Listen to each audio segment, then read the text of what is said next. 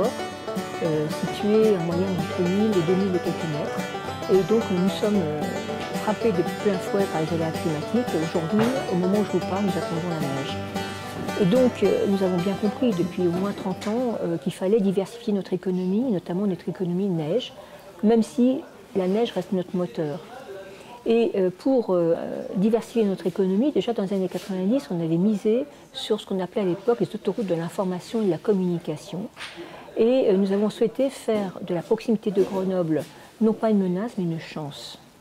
Il se trouve qu'aujourd'hui, nous avons à peu près 60 000 étudiants dans 5 universités à Grenoble, et que nous savons tous qu'une révolution silencieuse est en marche, sociétale, avec Internet, et donc il me paraissait important de mettre au cœur de notre réflexion, en termes d'évolution de vie, de société, la génération Internet.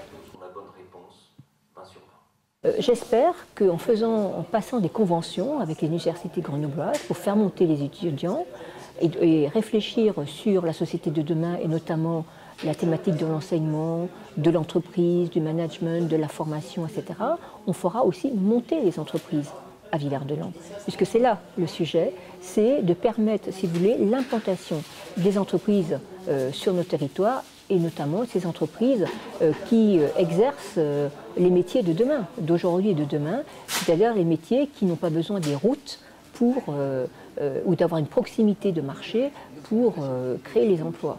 Parce que notre territoire, c'est de vivre et travailler au pays et donc avoir des emplois et pas simplement vivre sur le Vercors et travailler à Grenoble. C'est aussi de montrer, si vous voulez, qu'en venant réfléchir, travailler, en prenant de l'altitude, en venant sur Villard-de-Lans, eh bien, non seulement on peut travailler, on peut réfléchir, on peut concerter, mais en plus on peut prendre du plaisir, puisque Villars c'est une commune touristique de 20 000 lits, et que, en plus des conférences ou autres ateliers, on peut aussi s'égayer dans Villars et profiter de ce qu'est notre très belle commune. Voilà, les 3 objectifs de Villars Digital.